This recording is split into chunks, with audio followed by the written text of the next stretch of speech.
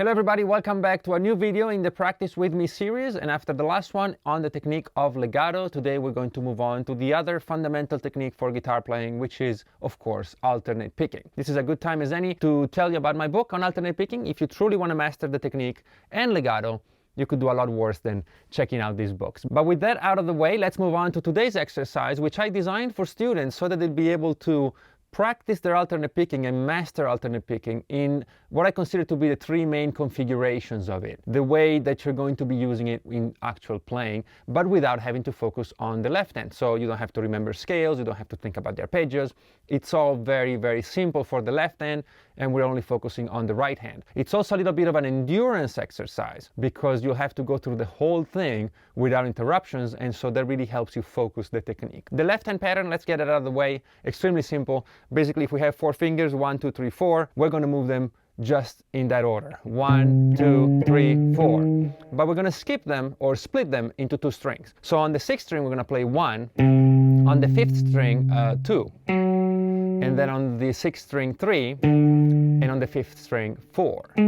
Like that. By the way, I'm using the 8th fret as a starting point. You can do this anywhere you want on the fretboard, okay? Wherever is more comfortable for you. And also, you should actually move it around because it feels different for the picking hand if you're playing here or if you're playing here. You know, it's much tighter the higher you go on the fretboard. But anyway, so here's the basic pattern. You go 8 on the 6th, 9 on the 5th, 10 on the 6th, 11 on the 5th. It's much easier to play than to say. And then we'll do the same thing, but we're going to switch them around. So we go 8 on the 5th, we'll do 9 on the 6th, 10 on the 5th, and 11 on the 6th. So the whole thing will be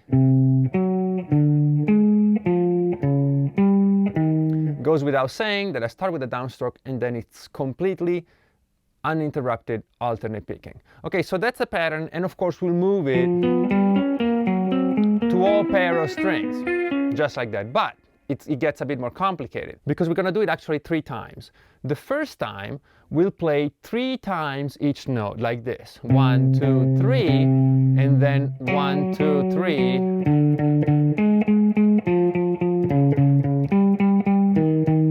And then move down.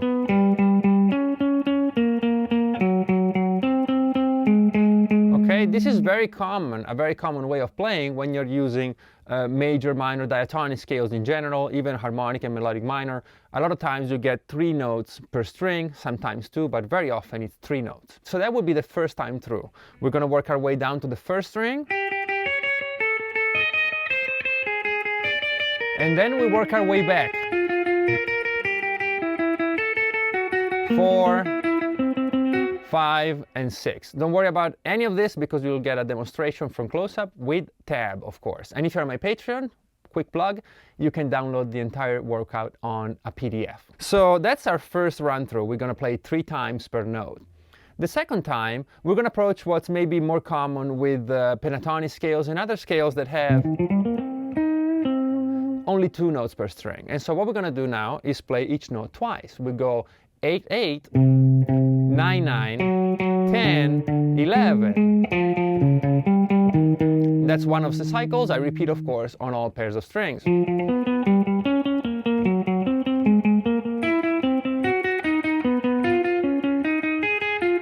And so on, get to the 1st string and back to the 6th. And then finally, you might have guessed, we're only going to play each note once. And this is truly for dexterity and control on the right hand. It can happen sometimes as you improvise, but it's probably not going to be something you do all the time. But it's still a great way to work your right hand into submission, all right? So we're going to go down, up, down, up, down, up, down, up. And then, of course, on all sets of 2 strings. And then work our way up. Sorry.